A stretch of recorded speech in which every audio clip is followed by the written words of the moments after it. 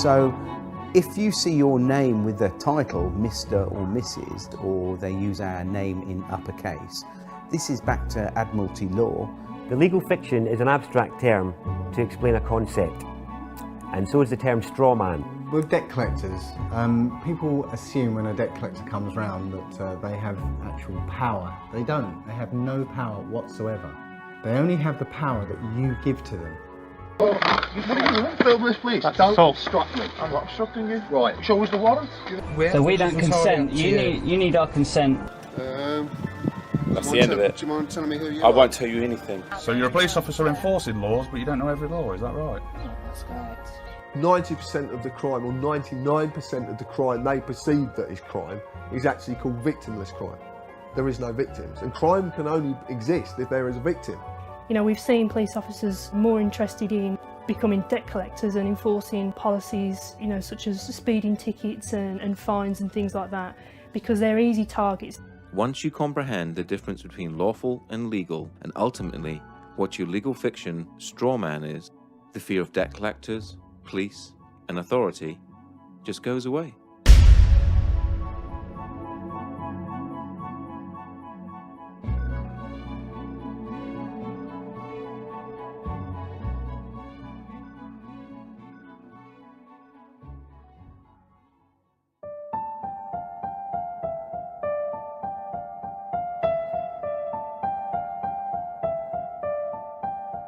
If you live in the UK, you are led to believe that the Queen is the only sovereign. This is wrong. The Queen is given authority through the coronation oath. Her oath was a binding contract between the Crown and the people of this nation. This means that we, the people, gave her her sovereignty. And as everyone knows, you can't give away something you do not possess yourself. That means that each and every one of us is sovereign. We each have supreme, independent authority over our own flesh and blood human body. The problem is, we have forgotten we are powerful. We have forgotten that we belong to and are part of one of the most amazing species that to our knowledge has ever existed. We have become media obsessed, and in turn obsessed with our own appearance and the way people think about us. The TV is king, but now that is slipping to the constant need to be in touch with our friends. Everything is about fear. Fear of debt, fear of terrorism, fear of ill health, or fear of climate change. This keeps us thinking that we need our government to protect us and rule us. With all this distraction, it is no wonder that most of us didn't notice the massive fraud that our countries and nations around the world have pulled on us. But as you will learn, government is a creation of man, and a creation of man can never be above man. They always need your consent, and this is where your power really lies. With knowledge always comes power, the power not to fear, the power to take a stand against anyone or any corporation that threatens you, the power to say no. It has been said that you need to know that you're in a cage before you can escape from that cage. Let's look into how you're being tricked and how your power is being hidden from you.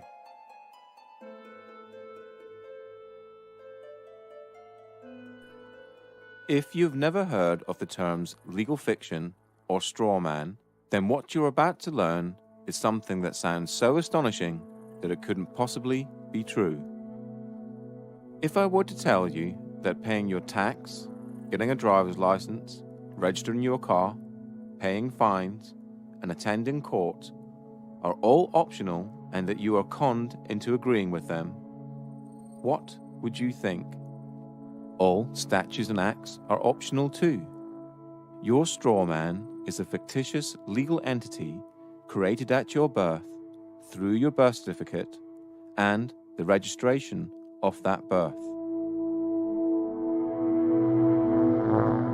Okay, my understanding of the legal fiction, which is also referred to as the straw man, the way I explain it when I do talks, I keep it really, really simple.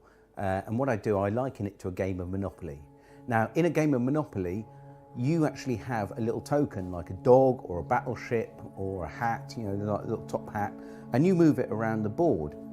Now, I believe that they actually give us a fictional entity which we can actually use or not use.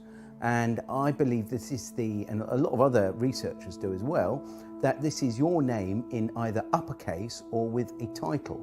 That when each person is born, whenever a human being is born, there's two entities. One is the real entity, which is the human being, the flesh and blood, and the other is a legal fiction, a fictional entity that is nothing more than a piece of paper, the birth certificate. Again, we're duped into believing that these are one in the same, and so we're tricked into representing the legal fiction, the straw man, that birth certificate. So when people get fines and things like that, it's actually consulting the legal fiction, the non-existent entity, the corporate entity that is owned by corporations. You have any interactions with the bureaucracy, okay? They're not interacting with you, they're actually interacting with your legal fiction, because they can't deal with a flesh and blood human. Yeah, they have to deal with another corporation. When you start to break down the words that we use and you start to look at the roots of all these words, and you actually look at what these words actually really mean, you start to get an idea of what's going on. The word corporation is very, very specific, because it's corp and oration, it's dead speak. So a corporation is something that's dead. It's an entity that exists only in a legal framework. It doesn't exist in any other framework at all. It only becomes an entity through legal mechanisms and legal means. In essence, when you were born and far too young to understand, a company with your name was created through your birth certificate. When your parents registered your birth, they actually created a company and handed ownership of that company and you over to the state. It is important to remember that your parents were tricked and had no idea this was happening. This is why the state can take children from their families and it not be classed as kidnapping. They own your child.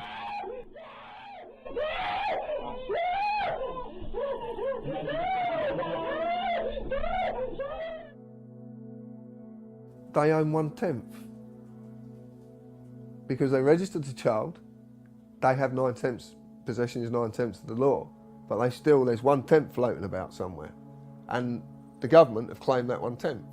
So when the child, because I've had it from social workers, at least now, 3 social workers on separate occasions have come out of audiences and actually said to me, you're right in what you're saying, is because we have to get the birth certificate within 48 hours of taking the child. And if they can't get the birth certificate, they have to reapply to be able to get the birth certificate. They have to get it, because that is proof of who the slave is, what the slave is. And actually, in legal terms, they're actually only entitled to the birth certificate and not the child. To take the child on the pretense that they are this legal personality is theft. So in legal terms, it's kidnapping. But for social services, can use legal kidnapping, because everything is okay as long as it has the stamp legal applied to it. That includes war, genocide. Anything is okay as long as it's okay, it's legal. The same thing also happens when you register your car. You get a document back saying you are the registered keeper and not the registered owner. So yeah, obviously we've just spoken about registering children, and the other thing that we register though is our vehicles. And obviously either of those can allegedly be taken off you at some point in time, which is quite interesting. The 2 registered items are the things that can be taken. You are the registered keeper of your car. You're not the owner, you're the keeper in their eyes. Now they'll argue that point, and a lot of people will argue that point, but it's quite easy to quell this argument and say, well, okay, if you don't put tax on the car, then they'll come and take your car. Now, in the legal world, taking anything from someone without a legal mechanism to do so is theft. The legal system cannot deal with humans. It can only deal with pieces of paper. Only common law can deal with humans. So at your birth, they created a piece of paper with your name on it, in capitals, just like any other corporation. This is done to dupe you later in life into thinking that you are the legal entity and not you. Then imaginary penalties and cost are imposed on the straw man, and you, thinking you are it, pay them. And it's kind of like an overcoat, this legal fiction. You know, as soon as you put it on, as soon as they invite you to put this overcoat on, and you do so, now they can grab hold of the overcoat and throw it in jail with you in it. But until you put that overcoat on, they can't do anything to you, because you are not that name. You know, you think you are, you know, you're taught you are, but you're not. The deception is done through the manipulation of words and language.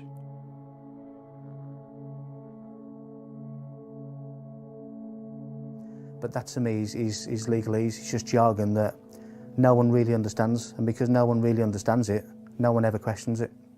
We basically have a discussion that everybody is taught incorrect, but because everybody's taught incorrect, they believe it's correct.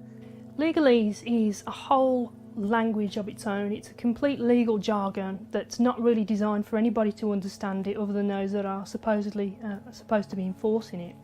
And it's something that's so complicated that not even police officers understand what they're saying.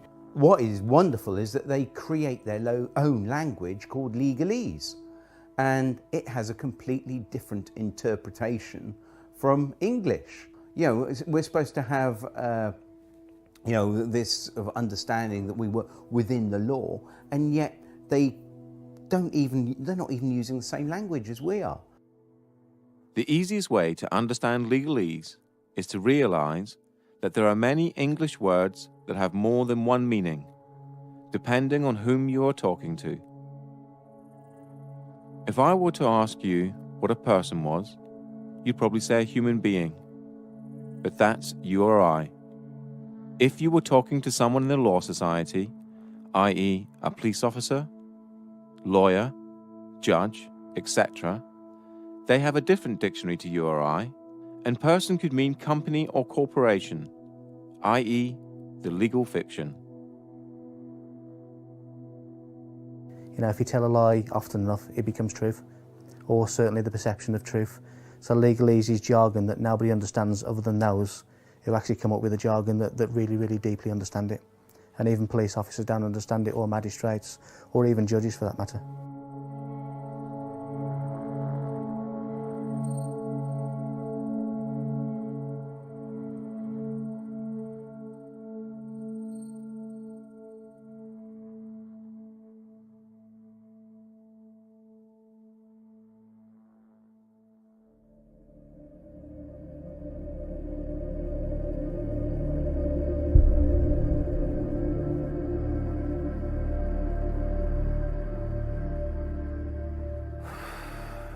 Tax is probably the best way, the only way better than fractional reserve banking to starve a community is taxation. And it wouldn't be that case if the tax was actually spent on the people and on the land, but because it's not, it becomes a starving of the people. This again comes back to corruption. And tax would be fine. We'd be living in an amazing health service, incredible roads, all the rest of it, if all the money that went into the taxation pot was paid for what it was supposed to be for. My understanding is it isn't. The problem that we have is the implications for its non-use is that, other than fraud, it's the only debt that can deprive you of your liberty.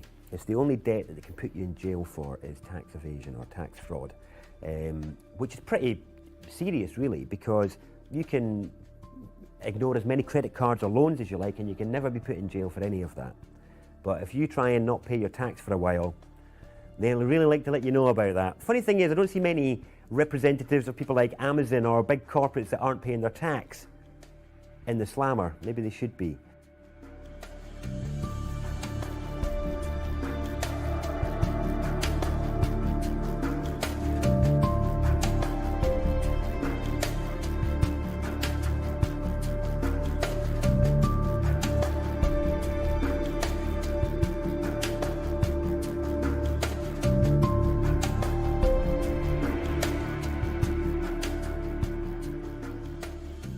Income tax in the UK first started in 1799 as a temporary measure to cover the costs of the Napoleonic Wars.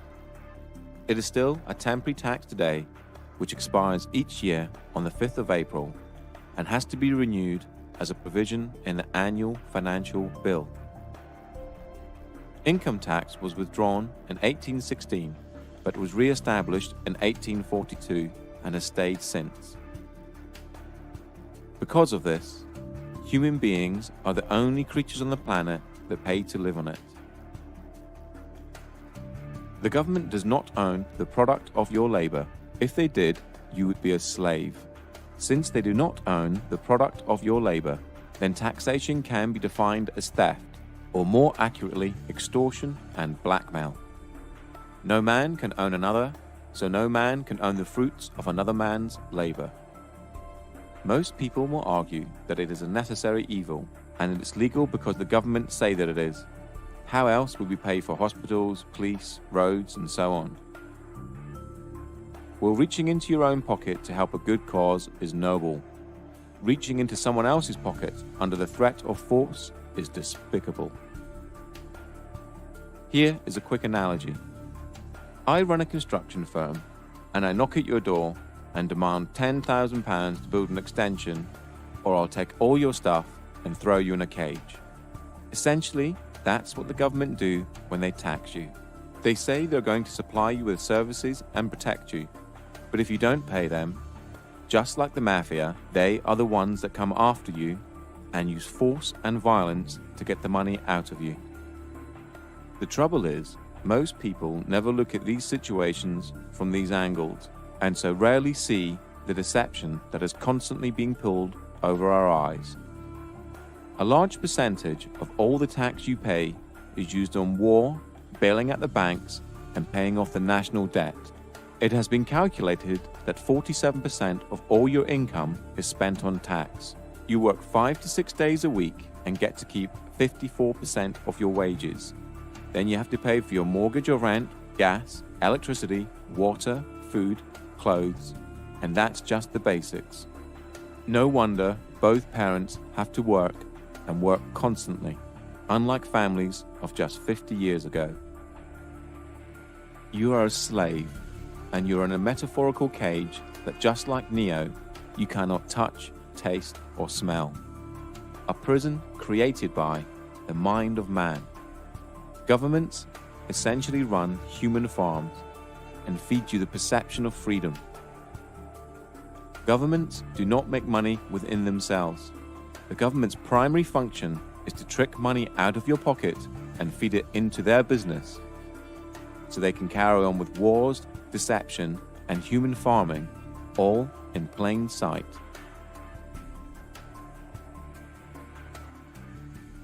They have no lawful basis for whatever they do. There's, they might claim they have a legal basis. Now, legal is a different thing altogether. It's essentially based on contract. You have to contract with them before it becomes law. This is a prison without bars. This is a prison without big walls to keep them in. It's just a prison of the mind. The main implication of not paying tax is that you'll grow a set of balls and you'll turn into an adult. That's the main implication.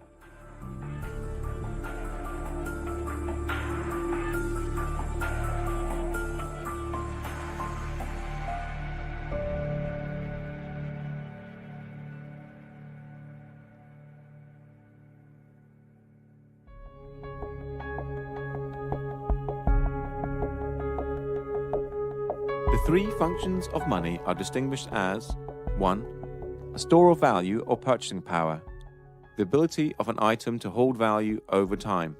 2. A medium of exchange. Money serves as a medium of exchange, i.e., an asset that the sellers will accept as payment. A medium of exchange allows people to eliminate the use of barter. 3. A unit of accounting, a way of placing a specific price on economical goods and services. As a unit of accounting, the monetary unit is used to measure the value of goods and services relative to other goods and services. Money in its modern form arose from goldsmiths who retained gold and other precious metals in their safes and in exchange they gave certificates to prove the deposits. People then started to exchange the certificates for goods and services, and the goldsmiths very quickly realized they could make a lot of money out of just looking after other people's valuable goods. They're now no longer a goldsmith, but running a deposit facility, took in gold and other precious metals as deposit and issued deposit notes that the public used as money, backed by the gold in the deposit facility's safe. The goldsmith soon realized that very few people actually redeemed the gold, and so he started to give out loans in the form of deposit notes, knowing that he only needed around 10% of actual gold in his safe, as that would cover, even on a busy day, the amount of people exchanging certificates for gold. The deposit facility would then require the loan repaid plus interest, and this was the birth of modern banking. Through the years, money has been backed by, given a store of value, by the silver standard and gold standard, meaning you could redeem the note for gold, just like it says on this US note here, if you so required. On the 21st of September 1931, the gold standard was abolished in the UK, and on the 13th of August 1971 in the United States. Since 1971, the majority of the planet now use fiat currency. Fiat currency is money backed by nothing and has no value. It only has value because it's decreed as such by the government, and more importantly, we all believe it has value. The only entities that have the legal authority to create money are the Treasury and the banks, and they create it out of nothing. Martin Wolf, the Financial Times chief economic commentator, said this: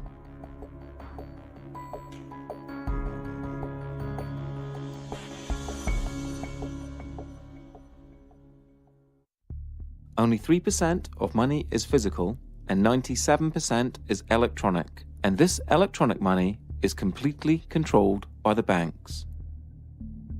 To repeat again, the banks create money out of nothing and then lend it to you and ask you to work using the most precious commodity on the planet, your human energy, to pay back the loan plus interest. Money is essentially a claim on human labor and can also be defined as debt. A debt is created for you to pay back. So why don't the banks just print money and get rich that way? Well, because they need you. They need you to create a promissory note in the form of an agreement. A promissory note is a species of money, and when you complete and sign the agreement, the document now has value, just like a banknote. So, at the heart of money lending is a massive fraud. You create the money with the authority of your signature and the creation of a promissory note that the banks then securitize, making them more money. Then the bank makes you believe you have borrowed the money and requires you to pay it back plus interest. Please remember this when you get to the section about debt later on in this documentary. During this documentary, you will hear people talk about promissory notes and bills of exchange. A promissory note is a promise to pay and is created by you, the debtor, and a bill of exchange is an order to pay and is created by the creditor. And they both have value. The way I try and explain the whole crux of the financial system is what I normally do when I'm doing a talk. I have a little bag of marbles and I have 10 marbles in there if I haven't lost one of them. And so what I do, I sort of get the marbles out, show everyone, right, 10 marbles, put them back in the bag. I say, right, is there anyone here that can get 11 marbles out of this bag? And they're all looking at me like I'm mad. I say, well, that's how the banking system works. It's absolutely crazy because what they do, they create a certain amount of money, but then they want more back. But hang on, that interest that they want more back doesn't exist. It can never exist. So two things have to happen as a result. one thing, the supply of money, or marbles, whatever we're talking about, has to increase. And not only does it increase, it has to increase exponentially, more on top of more. So it's basically, the curve is going up and up and up and up.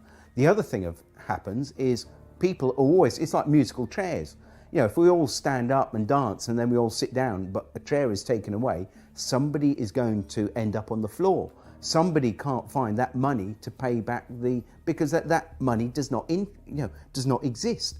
And this creates the poverty and crazy competition and not enough to go around.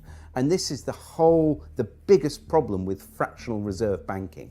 Well, you think about it, they don't teach us at school anything about money. I mean, money's about the most important thing in this society. Why don't they teach us anything about it? They can't.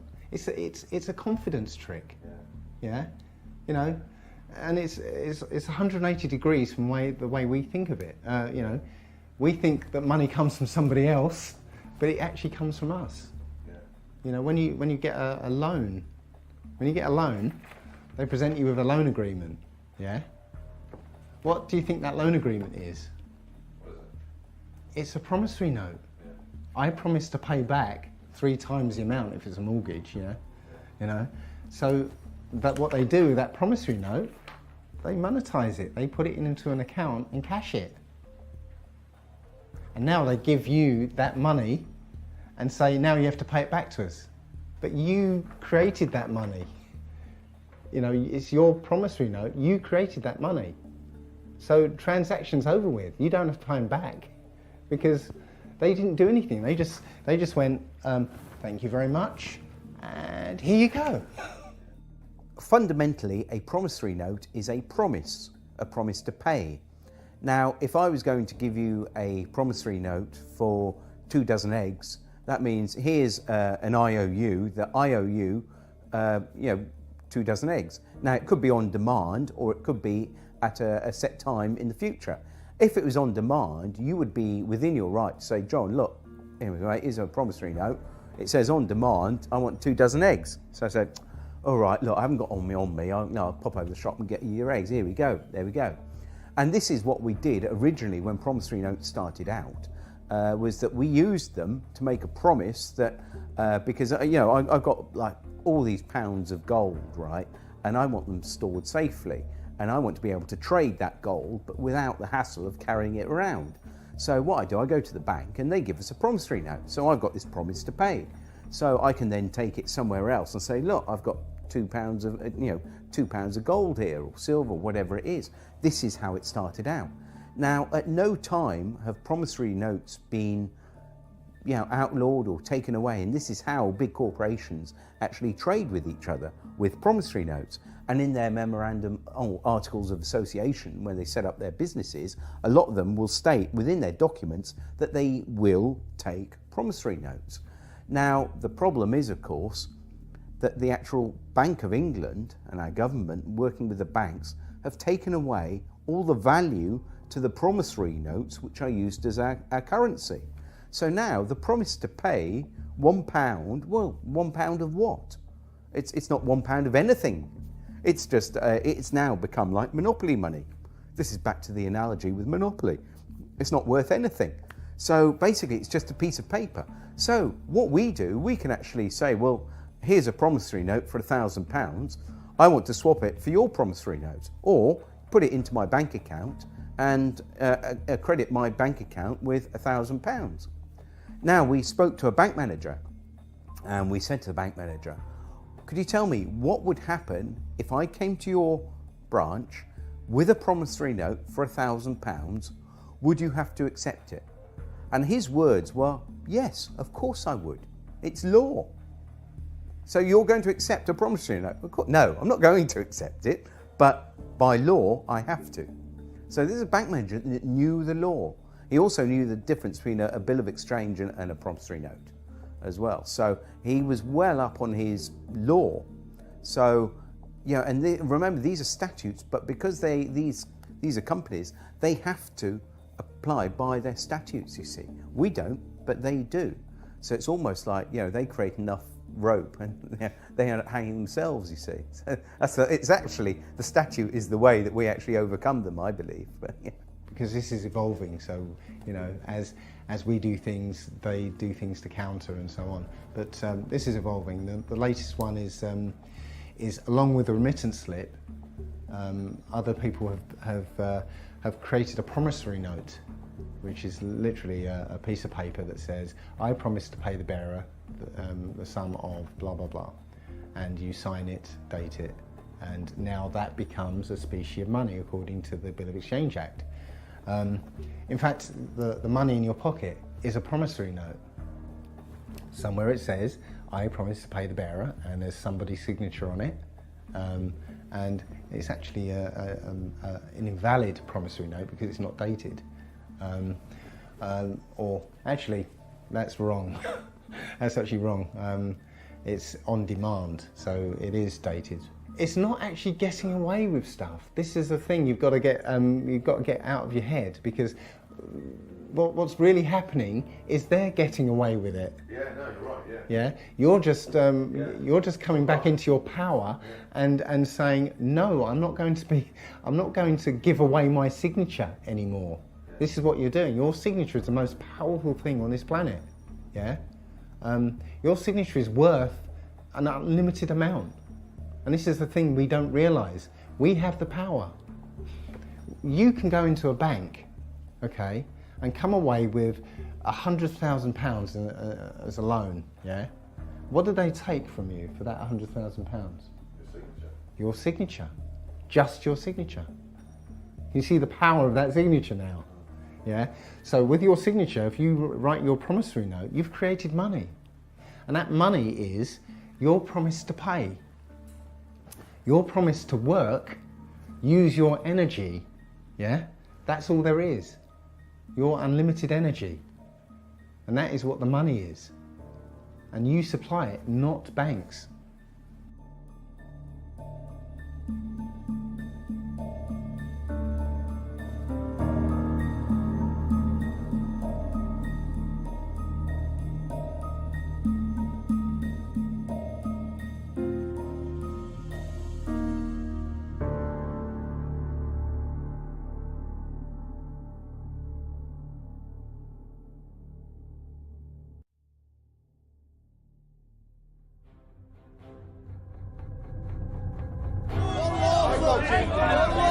Don't assault me! Don't assault me! Don't assault me! Am I free to go? Listen to me, I'm asking the questions. You're the public servant. I do not consent, officer. I don't consent to him entering the property, breaching the peace. But I am sovereign over my human body, and I do not consent to any search. I do not consent to any authority you feel you have over me. I am a sovereign British citizen, and I do not wish to be searched. I am the county court bailiff. No authority.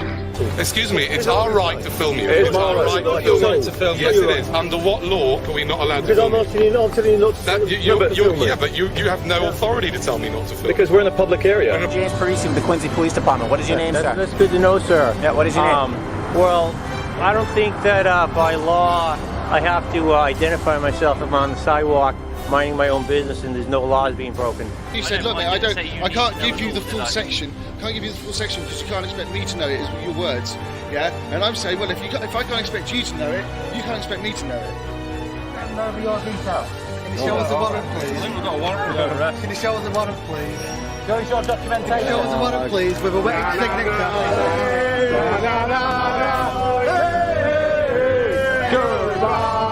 I'm not happy with this, mate, honestly. Okay, alright, well, am I being detained right now? No, you're not being detained right now. Am I free to go?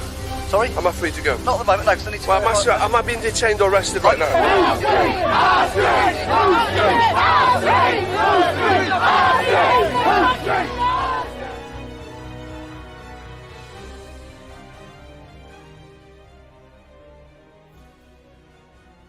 The difference between lawful and legal, as I see, is lawful relates to common law, the law of the land, the law which governs all people, the original law, which is quite straightforward. To me, it's a case of don't cause any harm or loss or damage to any person, and don't cause that to happen to anybody, and everything's good. And that's pretty straightforward and simple. Everyone can understand what that means. Legal pertains to our legal system and where statutes and acts come from, and it's a system that doesn't actually relate to common law. So we've got these two systems running side by side. We've been fooled into believing that they are one in the same, and so when police are policing the streets, we're enforcing policies, acts and statutes which, when looked into, are not actually necessarily lawful. Common law is the law of the land, and laid down over centuries of court cases in front of juries, humans making law for humans. For the severest measure of punishment. Common law pertains to lawful, and anything outside of lawful falls under the legal or no system at all. The legal system covers all statutes and acts and civil matters. Things like owing money to banks, not paying fines or tax. Basically, anything that isn't criminal. For there to be a crime, there has to be an injured party. In this case, a human. And there are three basic principles that all law needs to apply to. They are as follows. Do not breach the peace. Cause no one else any harm. Cause no one else any loss. Do not use mischief in your promises and agreements. Apart from that, everything else is free rein.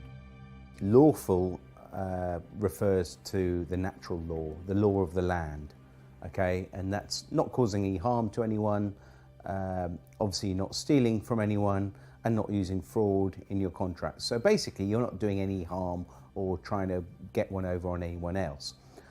Legal refers to the statutes, which I mentioned earlier. And the statutes are basically all the rules of society. And not just, we haven't just got the UK statutes, but we've got all the European statutes. So you've literally got tens of thousands, if not hundreds of thousands of laws, which every day, we could be breaking without knowing. We all know that you can't go around raping and killing and murdering and invading. We don't need fucking laws for that. Like, we'll deal with that as it comes. But anything other than that, what you want to smoke, where you want to live, where you want to take a shit, who you want to insult, not a fucking other adult on this planet. Like, what are you, my dad? Are you my fucking dad telling me what to do? Like, that's how I feel now when police are like, control freaks try and give it to me. Legal is essentially according to contract. You have to, the rules that are sort of handed down to us, but you have to contract with them before they become law. And that law is contract law. You enter into contract, you're bound by it. So yeah, it's two different things. One's overlaid on top of the other. Parliament has no say in common law and is bound by it. So they create Acts of Parliament, and in the US, Acts of Congress. Because government is a creation of man, and a creation of man can never be above man, they need your consent before they have the force of law. The principle of by consent, if people don't realise, is that we obviously have police because we want them, and that we only have to do what they say if it's reasonable, if we consent to what they're asking to. That is the principle of it for me. Obviously, the larger issue is the assumption that everybody who's walking on this land has given consent to be policed by these people. And that's an assumption that most police officers in this country live by without realising that it's not true, and this is where diplomatic immunity is a good example of where, well, actually the consent isn't given and the police don't have the power to act. Another good example that shows it's all about jurisdiction is that our police have no power at all at the American embassy. But that's on our land, isn't it? And that's another example. Embassies are a good example that shows that jurisdiction is portable. It's not tied to land, it's tied to the party. So I can carry my jurisdiction with me, which is the whole principle of sovereignty in general. My understanding of policing by consent is that, as I said earlier, when a law is passed, for it to be lawful, it has to have the consent of the people. People have to consent to that law and consent to abide by it. But unfortunately, I think we're in a system now where that obviously doesn't happen, but people don't realise that by verbally agreeing with, let's say, a police officer in relating to a parking ticket, that you're entering into a verbal contract, and by agreeing with what the officer is saying, you're consenting to being bound by the law, or whatever the law is. And people, when we say words like "do you understand," when a police officer says to you, reads the caution and says "do you understand," what they're actually saying is, do you stand under our authority? Now again, I didn't know this as a police officer, and even the words that are spoken as a police officer, police don't even necessarily understand themselves. So I believe that people have to consent to a law for it to apply to them in the legal sense, because it's not common law. So when you interact with the police or the court system, they will ask you for your name, address, and date of birth. This is done to create joinder between you and your legal fiction, and to trick you into representing it. Once you agree to represent your legal fiction, now they can deal with you. They can only apply their legal mechanisms if they have the name of the slave they're dealing with. If you state, well, I don't want to give my name, then they can't apply the mechanisms to you because they have no name for their paperwork. And remember, all their systems work via paperwork. It's all paperwork. I think you might be wanted. Well, if I'm wanted, what's the problem? You'll be arrested. Well, then arrest me then, innit? I need to establish who you are. No, you don't. If you think I'm the person that's wanted, arrest me, innit? Where do you live? Tell me your date of birth. What? I'll give you what? I want your details now. Lock me up for what? Give me your details. Lock me up for what? Give me your details. Lock me up for what? Lock me up for what? Give me your details. Well, get my details. And I tell you this as well. Yeah, I tell you this as well. I'm not a criminal. I'm a peaceful man sitting out here. I just burn down the system of corruption and pollution that we now represent. But in the meantime, I'll leave you to it, but obviously if there are any problems, then I might have to come back and obtain your details and speak to you further. Look, you have no right to just leave me to it. You have no right to say you're going to come back and ask for my details. I'm me, he's him, Yeah. you're you. That's our details. Oh yeah. Am I obliged to give you my details? We've spoken to you. Yes. Okay, we've asked you to leave the store. Yes. Wait a Give me your details. And you have my details. Am I obliged to give you my You're details? not obliged to give me your details. Oh, great, okay. Why? How are you defining yourself under the sex crime definition? Am I obliged to answer that, sir? I do not wish to answer any questions, sir. You don't have to, I'm just asking you. Am I obliged? You're not no, obliged. I'm not obliged. No comment. Okay, that's fine.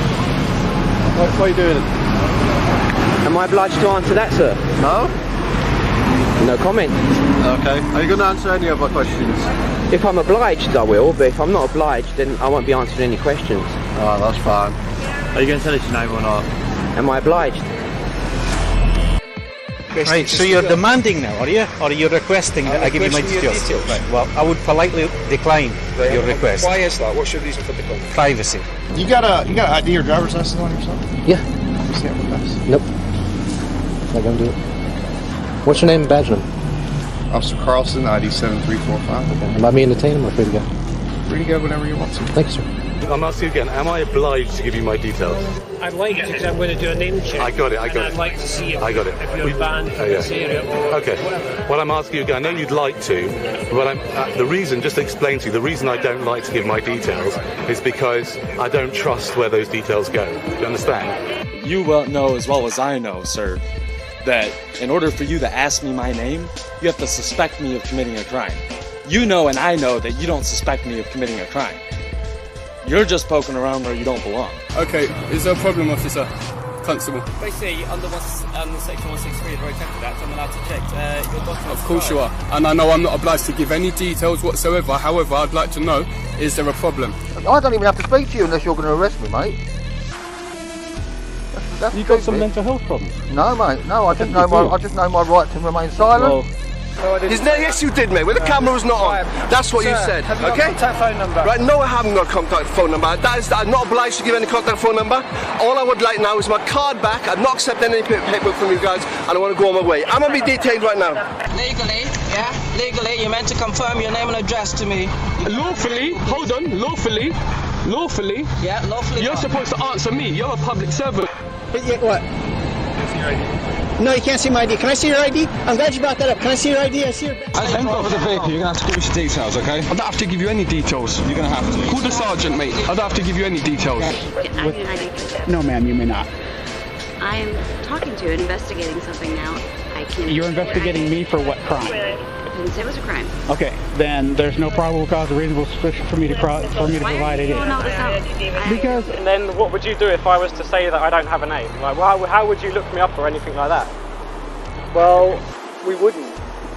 Because if I stop you like this to have a chat, and I ask for your name, you don't have to tell me. Yeah, no, I'm just glad you know that, because a lot of police officers where I'm from don't actually know that. You don't have to give me a name. The only time you have to give me a name... You caught me breaking the law. Or, well no, even then you don't, because you can be booked in as unknown. I suppose, I could replace. The only time you're legally obliged to give your name, address and date of birth is when you're driving a car.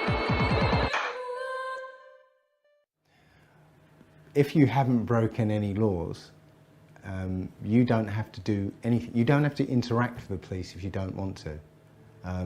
If they come up and try and engage you in conversation, and you haven't done anything, then you don't have to engage in conversation with them. You can just, you're free to walk away.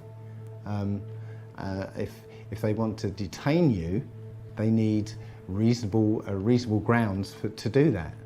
And if they don't have reasonable grounds to do that, then they're actually in breach of their oath, and they're liable. With statutes and acts, the consent of the people, those are the people that's there to govern, has not been obtained. And so, it's frowned upon. It's very much a grey area, and police are being used to enforce statutes and acts of the legal system, and not really understanding what that means and what it means as a police officer to police. I believe that Black's Law Dictionary states that a statute is a legislative rule of a society given the force of law by those who consent. So a statute it doesn't actually say a statute is a law, it says it's a legislative rule of a society given the force of law, but only by those who consent to being in that society or consent to the fact that consent to the law. So if you say to a policeman when they stop you, I'm sorry, I do not consent, I do not understand, that is, I do not stand under you, then you can step away from that. But it's important that you uphold the actual natural law. And of course the policemen and magistrates and also the Queen, they all state oaths to the law of the land. So you can ask an officer if he's actually, are you on your oath? So it's important that we can actually get them on their oath, because they don't swear an oath to uphold the law of the sea or statutes. They swear an oath to uphold the law of the land. If you're pulled up by the police and the police say to you, can I have your name? And you say no, which officially you don't have to give your name. It's actually on the Metropolitan Police site itself. It actually says you don't have to answer their questions. But if you don't answer their questions, they're going to do one of two things. If you get a good copper, they're going to go, okay, not a problem, you haven't really done anything wrong, we'll leave you alone. You get a bad copper, then you're going to get dragged to the floor, roughed about, cuffs on, you'll be dragged down a station where you will be bullied and coerced into giving your name in the end. And if you don't, they will just keep you as long as they possibly can. To lock any human being in a room that they can't leave, and especially in a room that has the very, very bare essentials, is torture. So remember, if you haven't broken any laws, no one has the right to tell you what to do. We are all equal in the eyes of the law, from the Queen to the police and to you or I, and we are all innocent until proven guilty. So if a policeman stops you in the street and you haven't broken any laws, do not comply. Always ask, am I detained?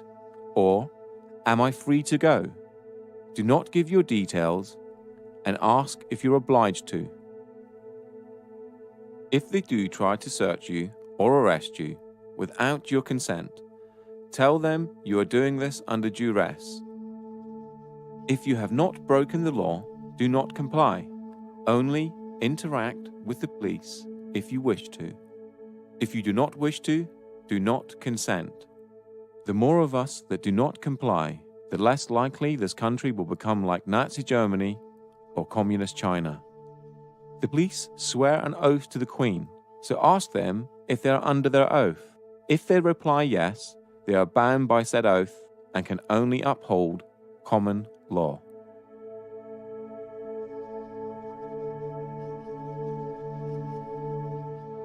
This is certainly the most updated. When I joined, it was slightly differently worded to this, but this is probably the most updated, and it starts with I, you state your name, of, you state whichever police force you are serving, do solemnly and sincerely declare and affirm that I will well and truly serve the Queen in the office of Constable, with fairness, integrity, diligence and impartiality, upholding fundamental human rights and according equal respect to all people, and that I will, to the best of my power, cause the peace to be kept and preserved, and prevent all offences against people and property, and that while I continue to hold the said office, I will, to the best of my skill and knowledge, discharge all the duties thereof faithfully according to law. That is the oath and attestation of a police constable. If you ask a policeman to say, are you on your oath? Very often they change their, they actually realise what you're talking about, and they change their behaviour, because their oath was to uphold the common law of the land and not the statutes, not the law of the sea, which is the law of commerce. Because we realise that everything now is to do with commerce. When the policemen stop us, you're not wearing a seatbelt. Well, who am I causing harm to? Where's the loss or damage? It's crazy. And so they say, oh no, you're breaking the law. Well, I'm just breaking a rule, but why? What authority do they have over us? I haven't given them my authority. The oath that every police officer is to preserve the property, life and subjects of the Queen. Now that to me is people, property, disturbances, breach of the peace. That's how I understand the office of constable to be now. It's basically an oath is a promise. I promise to enforce the law. I promise to serve Her Majesty's subjects. I promise to prevent them as much as I can, prevent them from being harmed, to prevent their property from being destroyed. That to me is the oath of a constable. Police take an oath when they join the service. Again, they don't really understand what that means. It's not explained in any details. It's kind of a grey area. You just take it to mean whatever you want it to mean. But it's all been set up to allow the system that currently enslaves people to carry on enslaving and to further that enslavement into every aspect of our lives. Hey guys, so I'm here at Parliament Square for the Occupy London protest.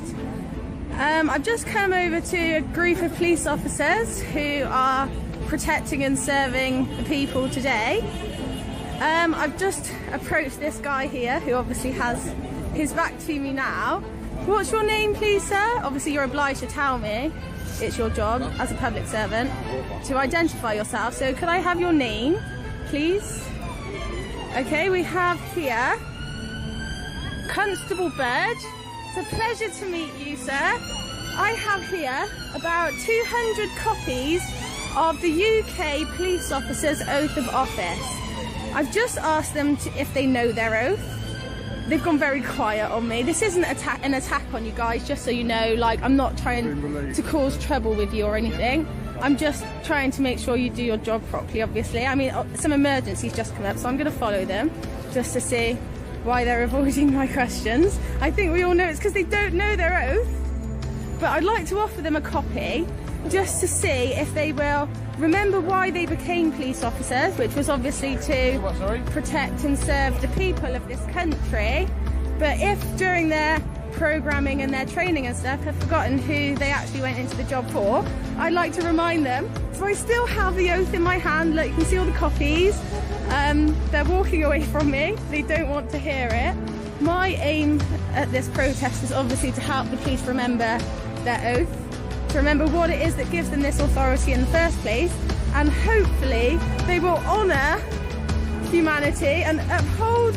Let me just read their oath to you guys. Look, they're really walking away from the square and everything. They don't want to hear this at all. I, so-and-so of wherever, do solemnly and sincerely declare and affirm that I will well and truly serve the Queen in the office of Constable with fairness, integrity and diligence and impartiality, upholding fundamental human rights and according equal respect to all people. And that I will, to the best of my power, cause the peace to be kept and preserved and prevent all offences against people and property. Sorry, where was I? Prevent all offences against people and property, and that while I continue to hold the said office, I will, to the best of my skill and knowledge, discharge all the duties thereof faithfully according to law. So could you now recite that back to me? This is going on the internet, by the way. Not even an acknowledgement from them, guys. This is what we're dealing with. They've just completely ignored all attempts and walked onto their van and gone away. What are we supposed to do?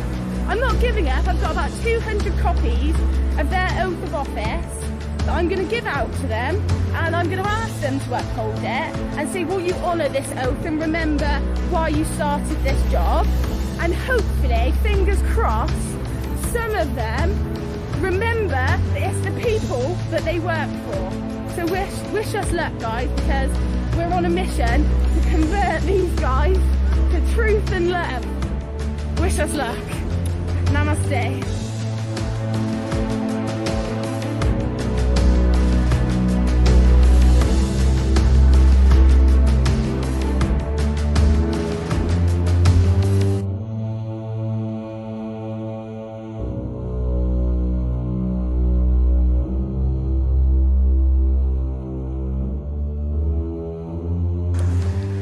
How are you insured? Excuse me, take your hands out of my camera. Today.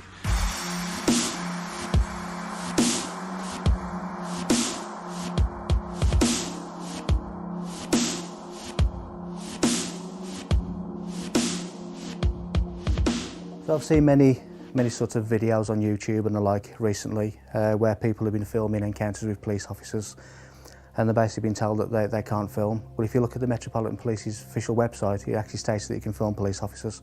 If it's in a public domain, if it's in a private domain, then obviously that may well be different, because there's certain laws of corporations and whatever that may prevent that. But certainly if you take a camera or a phone and you record the encounter, there's nothing illegal about that at all. It maybe help as a witness as an accurate account of what's being said, so there's sort of no ambiguity at a later stage. But certainly not illegal to film anyone in a public domain. There are simply no laws preventing you from filming in public. This also includes the filming of the police performing their duties. Here is a letter that was sent in 2010 to all police stations regarding filming in public. Dear colleagues, guidance for photographers. I am writing to you in my capacity as chair of the ACPO, Communications Advisory Group, which sits in the presidential business area. There have been a number of instances highlighted in the press where officers have detained and deleted images from their cameras. I seek your support in reminding your officers and staff that they should not prevent anyone from taking photographs in public. This applies equally to members of the media and public seeking to record images who do not need a permit to photograph or film in public places. ACPO guidance is as follows. There are no powers prohibiting the taking of photographs, film, or digital images in public places. Therefore, members of the public and press should not be prevented from doing so. We need the cooperation with the media and amateur photographers. They play a vital role as their images help us identify crime. We must acknowledge that citizen journalism is a feature of modern life, and police officers are now photographed and filmed more than ever. Unnecessarily restricting photography, whether for the casual tourist or professional, is unacceptable, and it undermines public confidence in the police service. Once an image has been recorded, The police have no power to delete or confiscate it without a court order. Yours sincerely, Andrew Trotter, Chief Constable, Chair of ACPO Communications Advisory Group.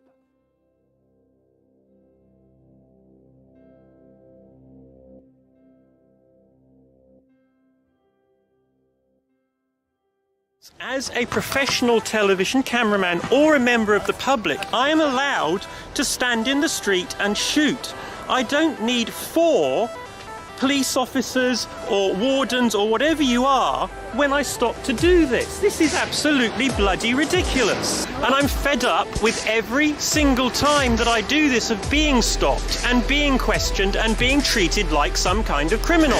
Oh, for God's sake, this is Windsor Castle. There are 1 million people around here with cameras. Do you think a terrorist would stand here with a tripod and make it bloody obvious? Or do you think a tripod would just get a home video, a terrorist would get a home video camera out and shoot? It's obviously I'm wasting my time talking to you. So. You clearly are. Thank you very much. Let me get on with my day. I'm not arguing, I'm asking you a question. Can I film anything in public, in the public? If it's against the law to film in public, then everybody with a camera would be breaking the law, wouldn't they? What is the actual law saying I'm not allowed to film you? Nothing. There is no law to say you can't. Okay.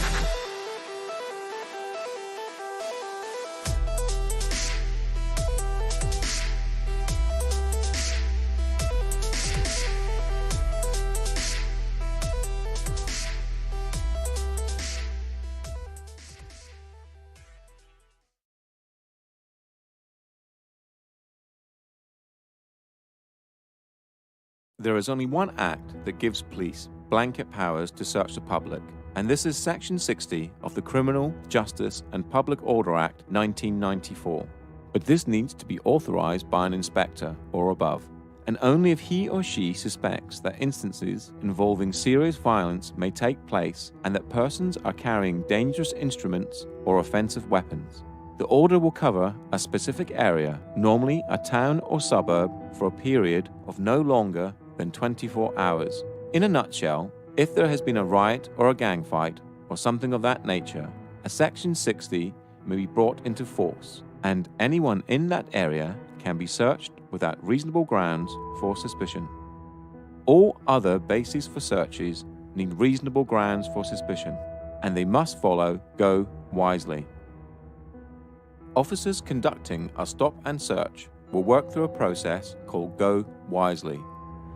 If officers do not follow go wisely, they leave themselves open to an assault allegation and the search itself being unlawful. The police currently have over 20 stop and search powers. They are mainly for weapons, drugs, stolen property, or articles intended to damage property. Those made using powers from Section 1 of the Police and Criminal Evidence Act, commonly referred to as PACE searches, are the most common. Go wisely is a mnemonic that was created so the police could easily remember the terms laid down in Section 1 of PACE. Section 1 of PACE is the foundation document for all searches that require reasonable grounds for suspicion. In this modern age, it is very easy to download the documents from the website supplied, such as Section 1 of PACE, a breakdown of Go Wisely, etc., and keep them on your mobile phone, so if you do ever have an encounter with the police, you have evidence straight away to show them that you know what they require to make the encounter legal. If a police officer insists on searching you, do not resist. It will only end one way. Tell the officer that you're alarmed and distressed and you are being searched under duress, and make it very clear that you do not agree with the search and only sign the paperwork if you want to. Signing the paperwork means you agree to being searched. Take a lesson from the previous section and always film your encounters with the police. This tactic works twofold. Normally, when you pull a camera out, the police completely change their attitude and work to a more professional standard. Secondly, you have evidence of the entire encounter in case the police officer tries to make any false allegations against you. If you are being searched under the Misuse of Drugs Act 1971, the police officer must comply to go wisely as laid out in PACE Section 1. The root power for the search comes from PACE Section 1, and they must adhere to it. If the police do not follow PACE Section 1, then the search can be considered unlawful and an assault charge can be filed against the officer or officers, as with R v Bristol 2007, where the police refused to give their name and the station they were dispatched from. From the mnemonic Go Wisely, the most important aspects for you to question are grounds, object, and lawful reason. Ask the officer what are the grounds for the search and the object of the search, what he thinks he will find, and what laws allow him to do this. This is important because the police have to justify why they have stopped you and record this, and asking the questions makes it harder for them to stop you without reason. The point to all this information is, the police cannot search you unless a Section 60 is in place, without reasonable suspicion. You can, in such cases as a drug search, refuse by not giving consent, as laid out in the Drugs Act 2005.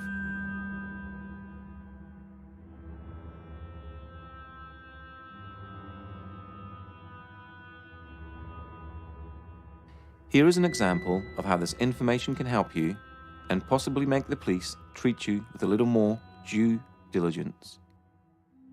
If I can be searched under Section 23, misuse of drugs. I do not consent to the search. You don't get a choice, my friend. What do you mean I don't get? Wait, hold on. I don't consent to the search, and you just told me I don't get a choice, yeah? Wait, you're telling me I don't get a choice, yeah? Wait. Because you're a public servant. I'm going to let you search me after you answer my questions. You're telling me I don't have a choice, yeah? That's what you're saying. I don't have a choice, yeah? What I'm saying to you is I don't have a choice. No. You're a public servant. I'm allowed to record you. And plus, do you know what? You can take my phone and smash it. This is live streaming. You can take the phone, it's live streaming, it's going to save straight into my laptop. So you can try to confiscate it all you like. I've got you on camera. You just said I don't have a choice. Don't touch my phone, that's assault. You just touch my hand. If I did that to you, I'll get nicked for assault. Don't do it to me. Well, I'm not here for nicking people for assault. Yeah, well, don't do it to me. Okay. What I can technically do is see that as evidence. You can't. Yes, I can. No, you can't. It doesn't matter because I still got it on my laptop. It's a live stream. Go on. What are you searching me for? What are you searching me for? You come out that bin. Yeah, his hand's gone down. He drops it behind the bin. All right. Yeah. All right. Yeah. You. Okay, which gives me the reason to believe the fact you're down an alleyway for no real reason. I just told you, yeah? I'll tell you what I'm going to do. We're going to walk up to that bin. Yeah. And if I see anything down there, yeah, all right, I'm going to turn a pair of you over. If all I right, don't, cool. then we're good, yeah? Walk up then. You walk up. I'm going to walk after you, my friend. You're a public servant and you're not following your duties properly. Listen, my duties, okay? Your duties are to uphold the law of the land, and that's it. Nothing else. Nothing else.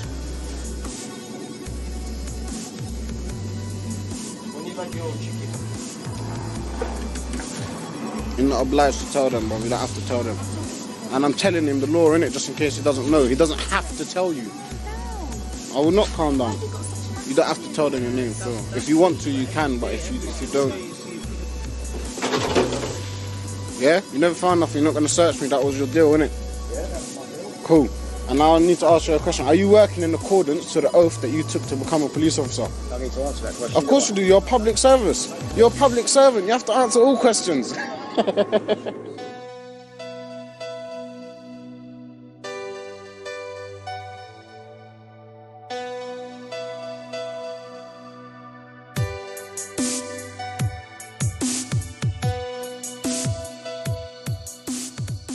How do you feel about being searched for knocking on the door? I feel like an animal. I feel like I'm being thrown against a wall and told to empty my pockets. Yeah? This is like a legit gang. How often do you get stopped and searched? Every day. Every day? Every day.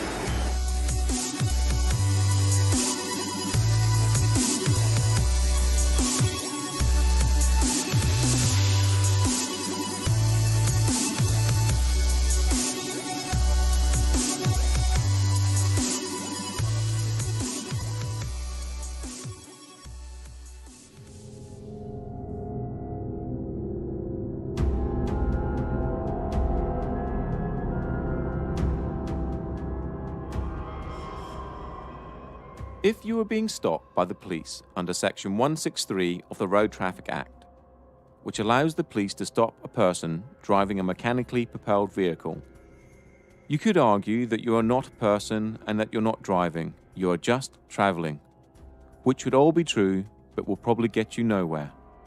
They will then most probably move on to Section 164, which grants them the power to ask for your driver's license, so they can confirm your details and that you're legally allowed to drive the car.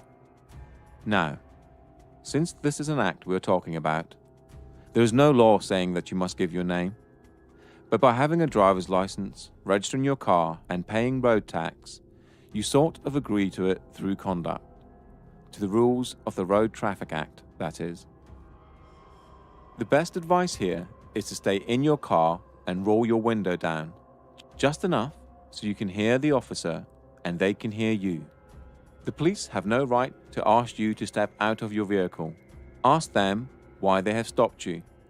If they reply Section 163, Section 164, or Section 165 of the Road Traffic Act, it is just to check documents, so give them your license or give them your details. If they require any further details, for example, your insurance documents, ask them for a producer. This is laid out in Section 165 and allows you 7 days to produce documents at a police station of your choice. This could also be the key to not having your car towed if the police cannot confirm you have insurance. It is clearly laid out in Section 165 that you have 7 days to produce your documents before it becomes an offence. The police have no right to grab your keys out of your vehicle if they are stopping you under Section 163, 164, or 165 of the Road Traffic Act. If you wish, respectively decline to answer any other questions. Officers have to be in uniform to enforce the Road Traffic Act, as it is a statute. Plainclothes officers cannot use Section 163, Section 164, or Section 165 of the Road Traffic Act, or enforce any statutes or acts that do not contain a criminal element. Through extensive research, the makers of this documentary now believe that the majority of pace, stop and searches and stops under the Road Traffic Act, Section 163, are for intelligence gathering purposes, and this is why they are on the increase and officers are not trained or forced to remember the wording of individual acts, as it would contradict with what they are doing.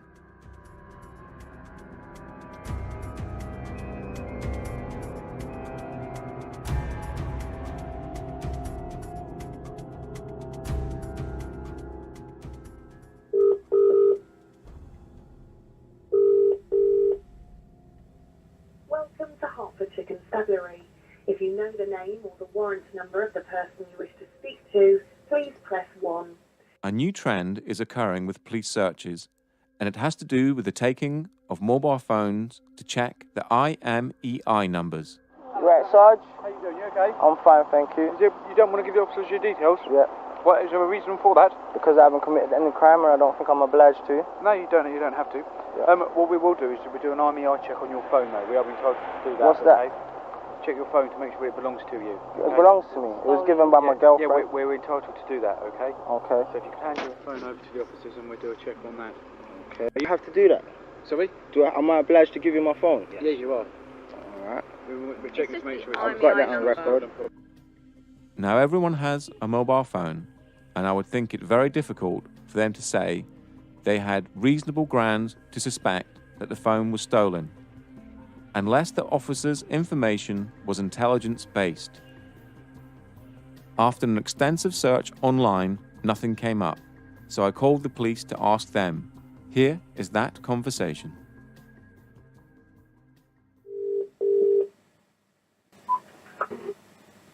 How can I help you? Yeah, hi mate. I don't know if I've come through to the right number or not, but I just got a really quick question about police procedures. Yeah, a friend of mine a couple of weeks ago was stopped in the street. It wasn't in Hertfordshire, it was in London. But he was, when he was stopped, they took his mobile phone off him and said they were doing an IMEI check. What is the legality behind that? Because I couldn't see anything online on the website or on the police website or what act it is or what powers they're using to do that. There's no particular powers required to do that. If they believe that it could be a stolen phone, or they're checking the legality of the phone to check that it isn't stolen, then we have a link with the monitoring company that provides the EMEI numbers. Oh, okay. So there's nothing I could find online that actually says this is a part of a pace or part of an act or anything like that. It's just quite legit. No. It's the old-fashioned sort. The old term used to be suss and deal. You know. Yeah. If they've got a reason to believe. Yeah. Then they're in their full rights to check the IMEI number. If there's no problems, return it. If it is stolen, then deal with it. Okay. Can someone refuse, or is it mandatory? Yeah, you can refuse. But if they've got reasonable cause to believe, then they can take the phone and the person to the police station for further inquiries. As you can hear from the conversation, the police need reasonable grounds for suspicion. That means they must suspect that your phone has been stolen before they can take it and perform an IMEI number check. This seems to be a new police tactic to try and gain your details through underhanded and mischievous means.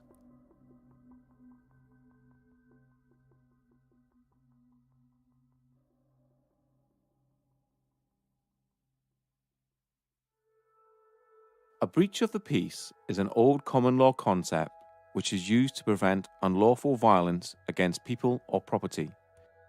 A breach of the peace is not a criminal offence in itself. However, special powers exist for the purpose of stopping or preventing anyone from breaching or threatening a breach of the peace by committing unlawful violence. A breach of the peace are actions which harm another person or harm his property in his presence, are actions that are likely to provoke such harm. A breach of the peace may occur on public or private property. There is no criminal offence for breach of the peace for which someone can be prosecuted. The power exists to prevent a breach of the peace. An arrest can be made, but only to remove someone from the situation or if an imminent breach is reasonably anticipated. This means that if you are arrested for a breach of the peace or to prevent a breach of the peace, you cannot be charged or prosecuted, as it is a preventional power. A breach of the peace is covered more extensively later in this documentary in the section regarding bailiffs.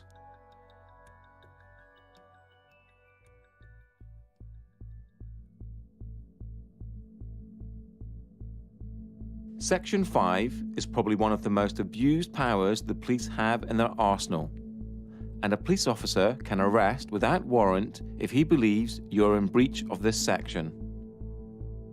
Since February 2014, the word insulting has been removed from the Act to move into line with Article 10 of the Human Rights Act. This means you can say whatever you wish as long as it's not aggressive in nature or provoking violence. The best advice is to stay calm and not swear or make threats, and as long as you have not broken the law, harm, injury or loss to a fellow human, you will be fine. Just remember this: most police officers respect being respected, and you will have a greater chance of moving on with your day if you do so. But always stand up for your rights. These are the most common types of police interactions, but there are many more acts they could use to try and stop you in your everyday life. Just remember that it is all online, and you have the right to check if you doubt what the police officer is telling you. What you are watching here are the police violently arresting protesters for small infractions such as not listening to a police command, not giving details, or Section 5 public disorder. They have committed no crime and are now essentially being tortured. The police seem to be able to get away with horrendous acts towards people and in some cases treat the general public worse than criminals. For example, imagine someone is arrested for assault, then taken back to a police station and refused to give his name. Would the police then throw him to the ground and assault him until he gives his name? The answer in most cases is a resounding no. That would be torture. Article 3 of the Human Rights Act, that was incorporated into English law in 1998, states, "No one shall be subject to torture or inhumane or degrading treatment or punishment." Another case similar to this would be smashing someone's window to enforce the Road Traffic Act, essentially breaking a law to enforce an act, a rule. The police need to go back to policing, preventing a breach of the peace and protecting people and property. Upholding rules should never be done by force. You are a sovereign entity, and no one has the right to tell you what you should or shouldn't do, or how you conduct your life, if you haven't broken any laws. If someone had that power over you, then you would be a slave. Think about it.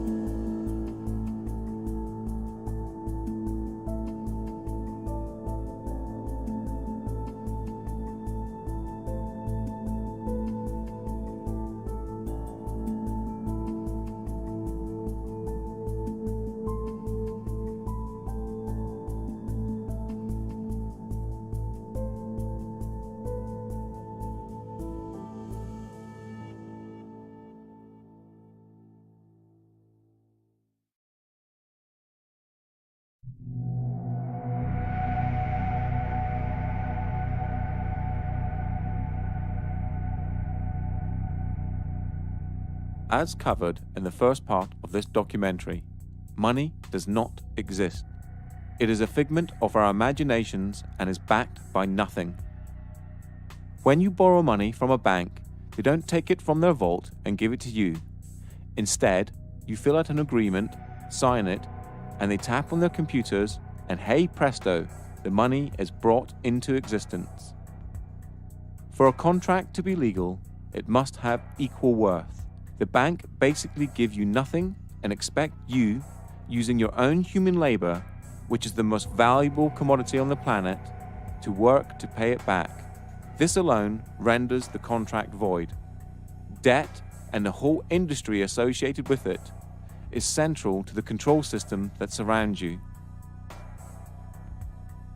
Possibly the only times that you feel intimidated in your life is for police encounters for non-criminal activities and when you owe money to a creditor, and then consequently the debt collectors or bailiffs they send after you. How, in 2015, do we still have scenes like this? Contracts and debt can never be remedied by force.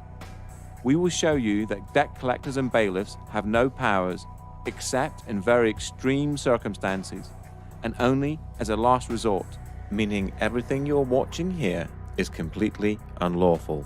Even when force is authorized, it is classified as reasonable force and cannot be used against a human. Owing money is not a crime, and you can never go to prison for not paying a debt. The whole of the debt industry runs on fear and ignorance. So now when debt collectors call, the first thing, well, not that they call me anymore, but if they did call me, I think now the first thing I would do is say, thank you very much for paying off my debt. That's really kind of you. And they say, what do you mean? I said, well, you bought my debt. You might have only paid 10p in the pound for it, but as far as I'm concerned, you've paid off my bank account. Thank you very much. I really appreciate it. So yeah, and the great thing is you can have a laugh with them, because you don't take it. What happened when they first started calling me, I used to get really nervous and my voice would start going all wavy.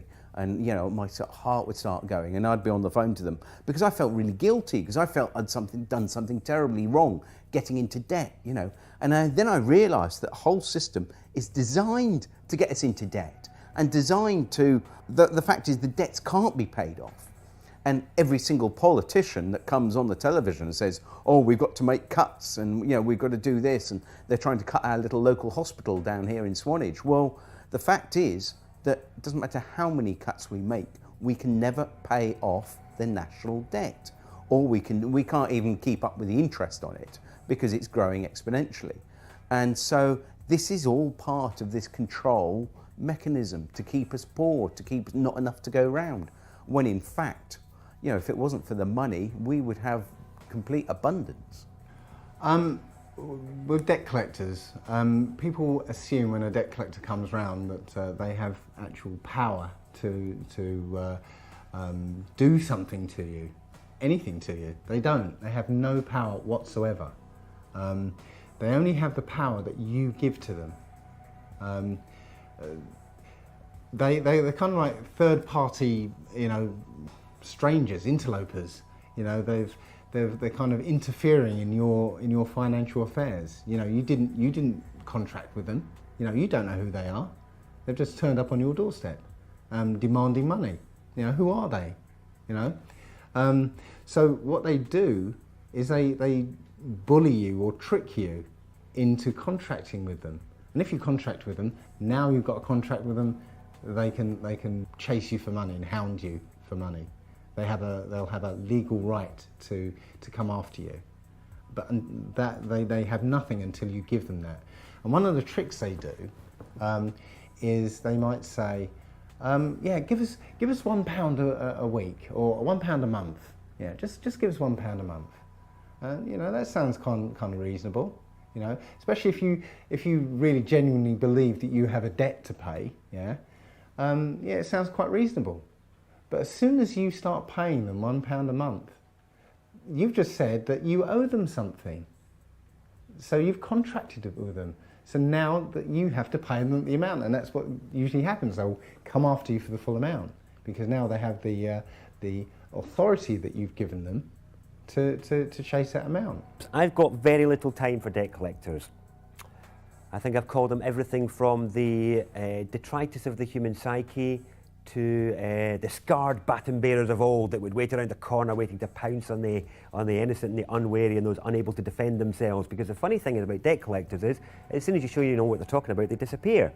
So they are actually only there to bully money from those who don't know how to take a stand or don't know what their rights are. Yeah, a very low opinion of debt collectors. To the people who are worried about debt, let me quote a friend of mine who I will call Jay, because I'm not going to name him because he still works for the Royal Bank of Scotland. He's a credit risk underwriter for Royal Bank of Scotland, quite high up. And on the trading floor and all the kind of stuff he does, they have a saying: the only person that owns a debt is the person who worries about it. And it's as simple as that. Don't worry about your debt. It's not real. Okay, it's real in the extent you fucking agreed, but it's not. No one's going to die, nothing bad's going to happen, no one's going to get thrown in debtor's prison because it doesn't exist anymore. The reason why Western capitalism is crumbling is because people are starting to be wise to the fact that it's a big bullshit circus charade run by those in charge to make sure that they stay rich. And it's common knowledge in the BBC, Guardian, New York Times that in the last 5 years of recession, the rich have become fucking much richer and the poor have become poorer. If that's not enough cause for revolution, I don't know what is. But people, the only thing that holds people back with anything is fear.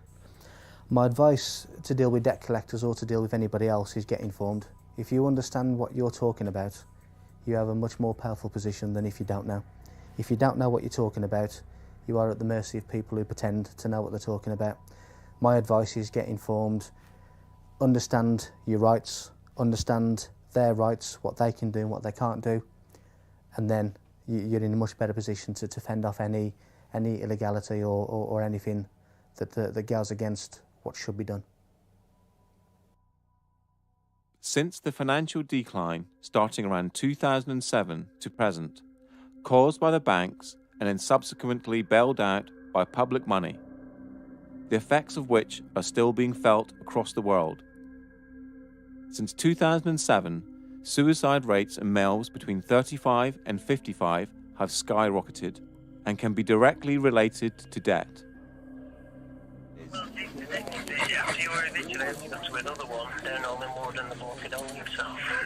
Oh, right. So you had to go to another eviction in Hollywood and the bloke had hung himself? Oh no! Well, it's not good, is it? Really? It's not Seriously? Good. Our heart goes out to Bloody hell. everybody. Right, well, I'll just make this question. What are you doing to people? This is what's going on. Have you finished today? Also, suicide rates in postgraduate students has risen drastically and can be directly attributed to debt. Before we continue, you must realize that no one has power over you. The system that surrounds you is just an illusion, created by the mind of man. Owing money or breaching a contract can never be remedied by force. And in this game of cat and mouse, knowledge is your most powerful weapon.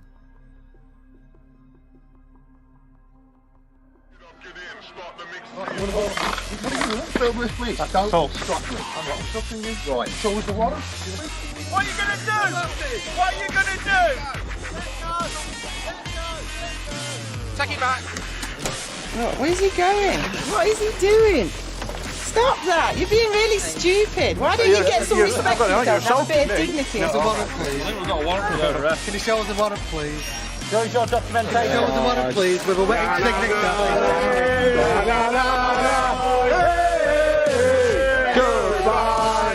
Okay, no, sorry, I'm just asking you, as a human being to another human being, my dear, I just wonder what would motivate people to work for debt collection agencies.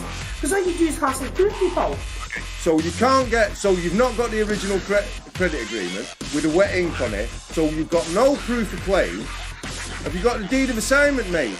Well, the reason is, all the other debt companies before you tried to get some money out of me and didn't manage it. I'm just wondering what makes you think that I'm going to pay you anything. So what the council's done is handed it on to a different set of private bailiff called Marston, High Court Enforcement Officers and Certified Bailiffs. Right, I'll just tell you something now, right? Council tax, you cannot force entry. Go and bully somebody else. Yeah? I hope you enjoyed wasting your time. See ya! See you later. Bye-bye. See how fucking quick. Hey, see how quick you just fuck off.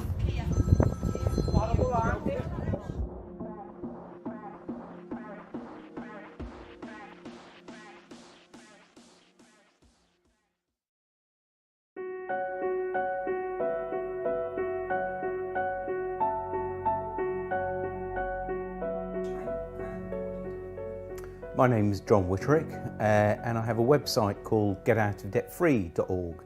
And basically what we do, we help people realise that the whole banking system is basically fraudulent, and we offer them the tools to actually challenge a banking system and basically get themselves out of this fictitious debt. The services we offer are, we offer template letters. We also offer start off with, if you're working with debt collectors, if you're dealing with debt collectors, we've actually got a very simple way of dealing with them, which is basically addressee not recognised, return to sender, because it will always have your name either in uppercase letters, or it'll have a title called Mr. or Mrs, and you can say, well, hang on, that's not me, I'm not the title. I don't spell my name in uppercase letters, so the addressee is not recognised. So that's one way. The other way we deal with the banking system or debt collectors is basically say, well, where did the money come from, and have I got a valid contract with you? And if I haven't, and if you can't prove that I have, then we are agreed to the following terms. And we send out a series of letters about 10 days apart. So, but it's, it tends to prove to be very successful.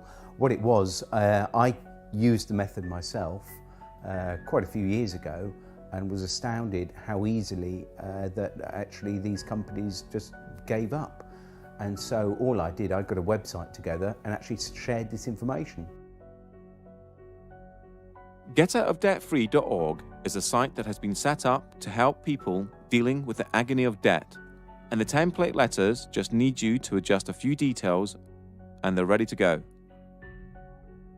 Get Out of Debt Free has already helped thousands of people to get out of debt, and the combined amount of money saved so far is over £12 million.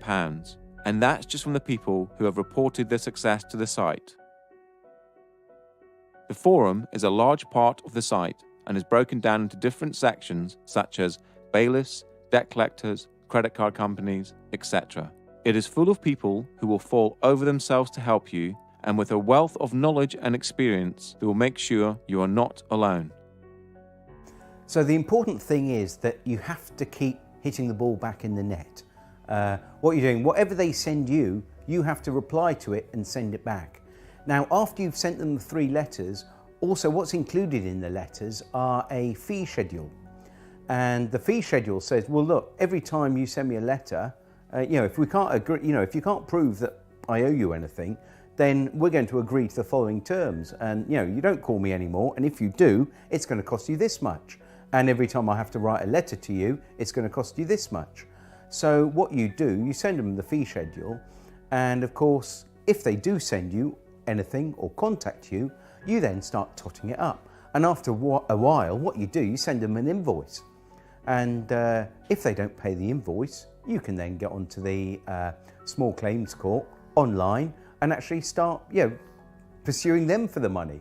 So, what you've got to think is the only power they have over us is fear. Now, when the fear goes and you start challenging them, do you think they really want to deal with you if you're going to be invoicing when there's all these people go, oh, like I was, really nervous, and they're going, all right, well, I should owe them some money to get to the stage where, no, hang on, mate, you've actually sent me 3 letters. I actually charge £500 a letter now. That's 1,500 quid, plus the 2 phone calls at £100. So we're up to about 1,800 quid. So basically, when are you going to pay? How are you going to pay? Debt collectors, really, the common term that's used for them is a third-party intervener, which is you have an arrangement, or you had an arrangement with an organisation. Because that organisation have contracted with a third party, which is the debt collector, there's some implication that you have to deal with them. You don't. Nobody has any, you have no obligation to deal with them whatsoever, and they know it really. It doesn't matter how well they've been empowered by their company, you have no need to deal with them whatsoever. And as long as you're firm and clear about that from outset, then your relationship should go a little bit smoother. The other thing I would say is, first of all, in any interaction with any debt collector, at your first communication, let them know that you don't want to have anything to do with them for whatever motives or morals or ethics you feel. But also let them know that any future time they take of yours will be charged, and let them know that that is the terms of your engagement with them, and you can set your charges as you see fit. Now, one of the things that that people often miss when the debt collectors come knocking is that these debt collectors have actually paid off your debt. They've bought your debt, often for pennies on the pound. So if you apparently owe £1,000, they've probably paid a tenner for it. But the point is they've paid off your debt. So thank you very much. Did I actually go into contract with you to say that I'd pay you back for that? You should have probably asked me first before you went around paying off my debt for me. So where's the fear in that? These guys rely on fear to make you pay up.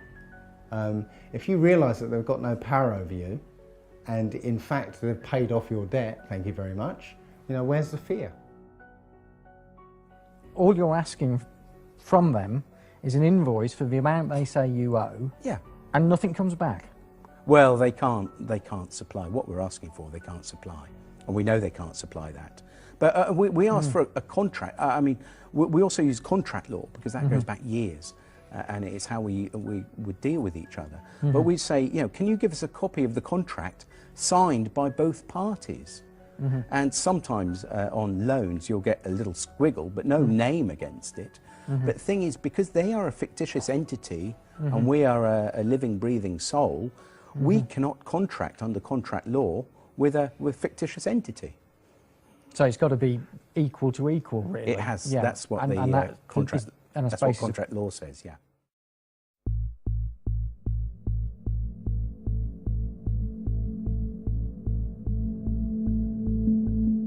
Debt collectors have no rights of entry. If they turn up at your door, they can only negotiate how you will pay, nothing more. If they make threats pertaining to more power than they actually have, then they are breaking the law. Normally sending the 3 letters as described in the previous section, plus an estoppel, is usually enough, and it works in nearly all cases. If an agent of a debt collection company turns up at your door, you do not have to deal with them unless you want to. The best thing to do is to not open the door and wait until they go away. If you open the door, go outside and close the door behind you. Take your phone and film the encounter. Tell them you do not want to deal with anyone at the door or over the phone, only by post. Ask them to leave your property, and if they don't, or make threats, call the police. They will have no warrants, so the police must ask them to leave, as it is a civil case. They have no power, only empty threats. We deal with bailiffs quite differently from how we deal with debt collectors. So if bailiffs suddenly say, oh, we want some money, the first thing we would do is, if they normally contact you by post first. And we would just make a differentiation. We're talking about not court bailiffs, but we're talking about private bailiffs. And so for banks and things like that, it's always private bailiffs. So court bailiffs are a little bit different and a little bit specialised. So, but if you're dealing with debts, as you know, and the website is, we'd be talking about private bailiffs. Now, the thing is, they actually have very, very few powers, if any.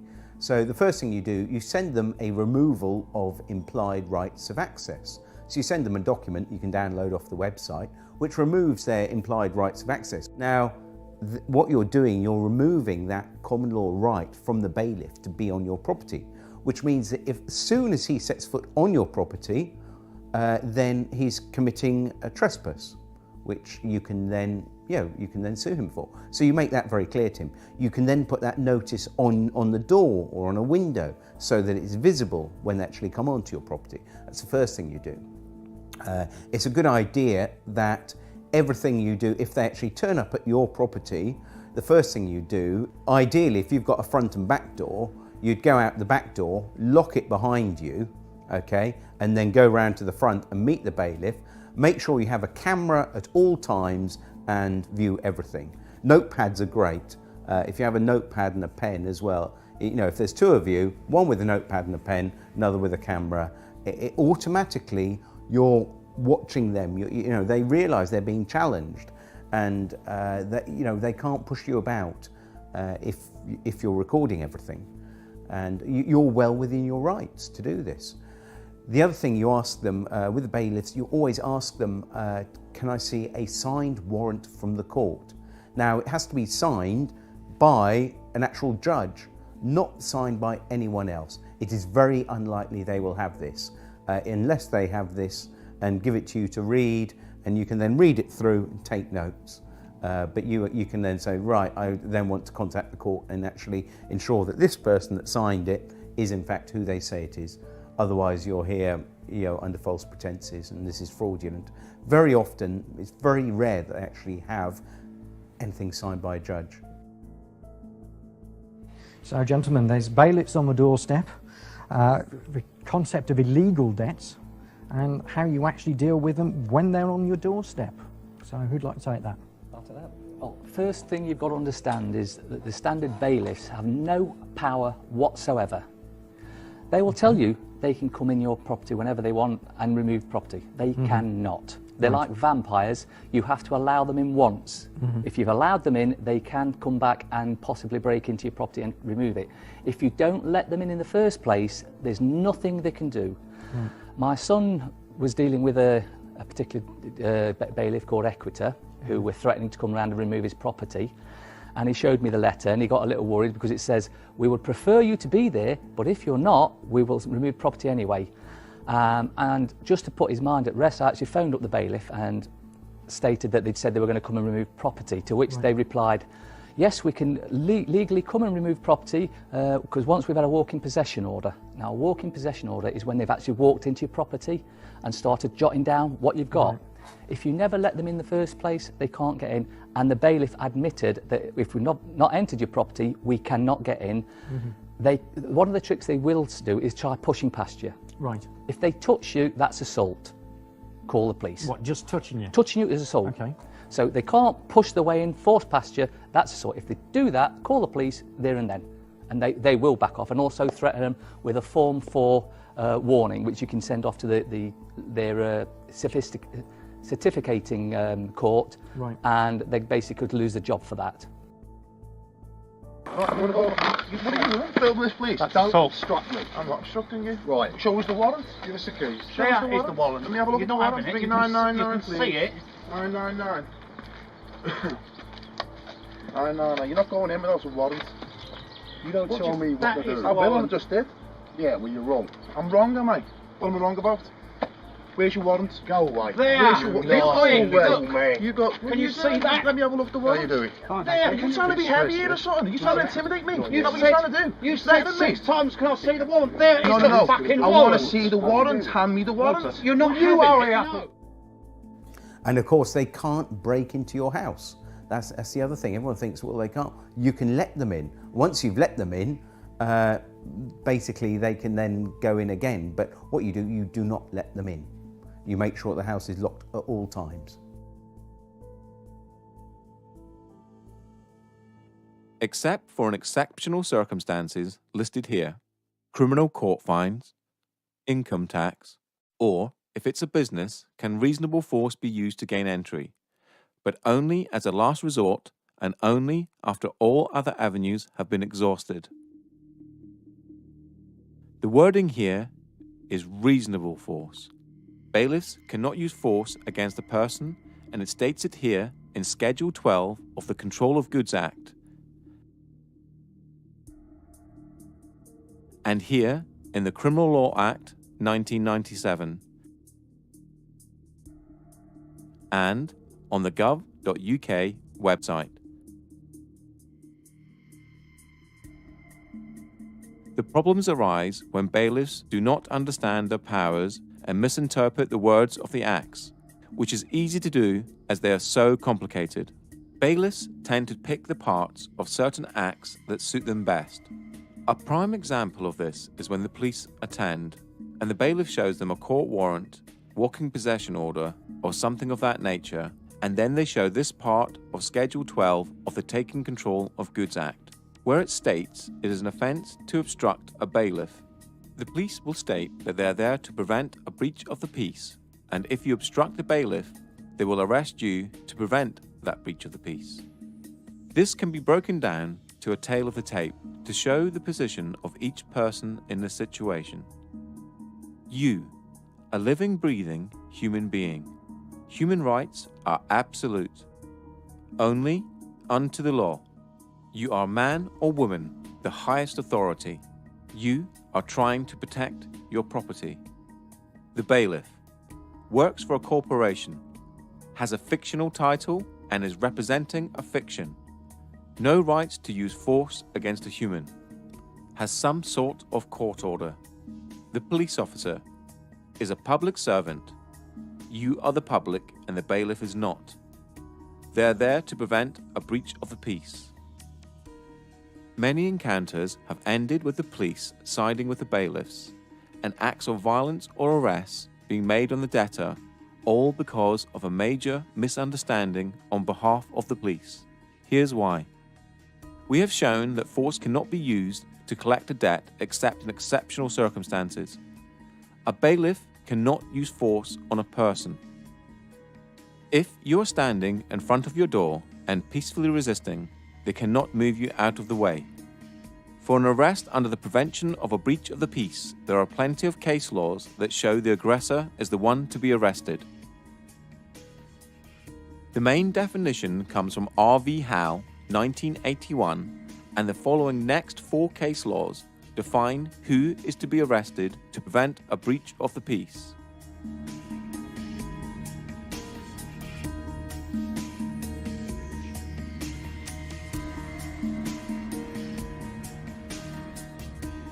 You cannot be obstructing a bailiff from his duties, as using force on a human is not his duty. It seems trivial, but the law allows you to peacefully resist the possession of your home or property. If the bailiff is there for a debt or a non-criminal fine, such as a speeding ticket or parking ticket, then it is a civil matter and the police must be impartial no matter what the paperwork says. R.V. Howe, 1981, and Bibby v. Chief Constable of Essex Police, 2004, are now held as the authority for defining a breach of the peace.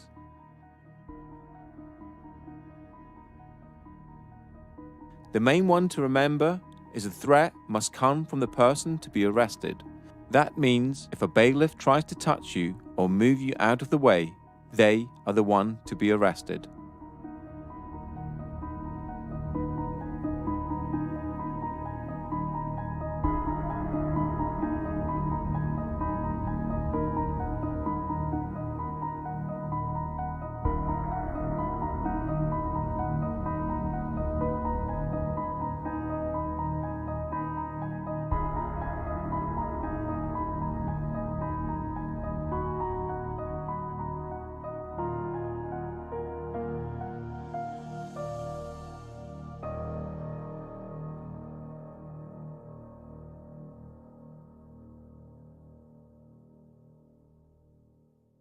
I'm talking to you. I'll help you up in court, mate. Oh, please do. Oh, I will do. What's your name? Higgs. Higgs. H-I-G-G-S. First name, Paul. Date of birth, hello. 5/9/55. Hello. I'm being intimidated and threatened. Your opinion is worth less than something I might troddle. Who would you talk? You! What's the matter with you? How many of you are there? What's it got to do with you? Hello? You're committing trespass and fraud and theft on people. That's what you do for a job, and you should be disgusted with yourself. That's what you do for a job. You're a thief. Can we report a crime, please? These criminals here, please. These criminals are Constable. trespass on our land. And can you please explain that the evidence is not admissible if it's not signed? This is not signed, nothing's been signed, it's inadmissible. And you will be trespassing if you come on this property. You can't force your way into the property. What are you doing? You're breaking the law. No, you're breaking the law. We're filming you. Who are you? We want some ID, please. Have some ID. We can have some ID. Why are you trying to force in here? Let's go. That's a warrant of control for the unpaid penalty. And where's the magistrate's signature? Don't need a magistrate. Oh, yes, you do. So you can call the police if you wish. You both have no power here, so you should leave. Because we will ring the police. You can do that, but it will be deemed theft. Leave the land. Leave the land. Leave the land. Thank you very much. Leave the land, please. He's got no authority. He's a locksmith. Get him off the land. Thank you very much. You need to read this in relation to this eviction today. We're not allowed to use any force or violence, and that will be laid at Magistrates Court tomorrow for a summons against anybody here who authorises or who issues violence for this eviction. It's simply not allowed. I'm pretty sure of that. I'm pretty sure it's not just a job. Yeah, I'm sure it's vocational. You're doing the right thing. Yeah, you swore an oath to protect us people, not to protect them, to protect us.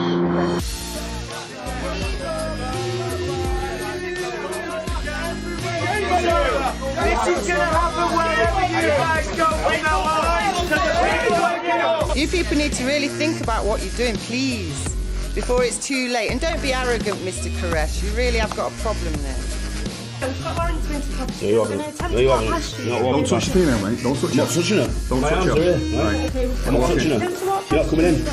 You're not coming in. You're not coming in. Right. CAU. What's the job done?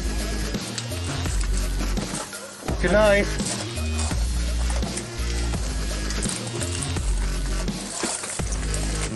The law. It's a criminal. It's a trespass. Caught by this. It's refusing to request a leave. By a sergeant. So I agreed to leave. Thank you, Constable. Thank you very much, Constables. Absolutely, you're going to be heroes online. Absolute heroes. Well done. Absolutely amazing work. You've just made history in this country. You've just made history in this country.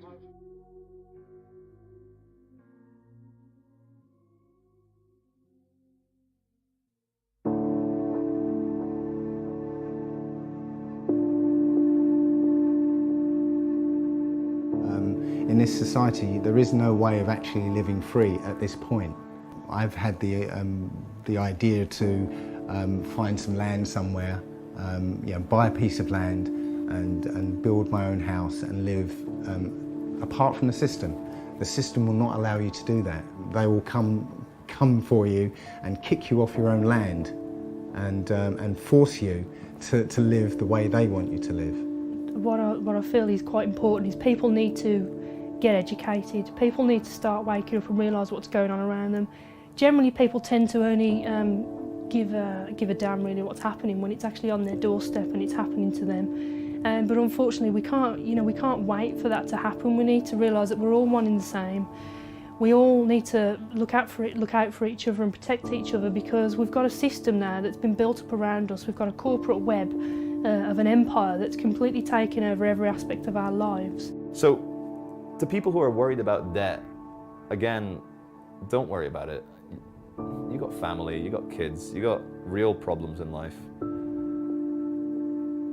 Worry about those. Debt is not something to worry about. Fair enough, some people have mortgages. But again, as I said earlier, you start dancing with the devil, you're gonna get burnt, You play with fire, you're gonna get burnt. You're gonna sign agreements that banks own your house, you're gonna get burnt if you don't pay that. But in terms of consumer debt, personal loans, unsecured debt, fuck it. Yeah, you won't be able to get a mortgage for 6 years. And who's got enough money to save up for a deposit for a mortgage? Anyway, I don't know. So just don't worry. Live in love.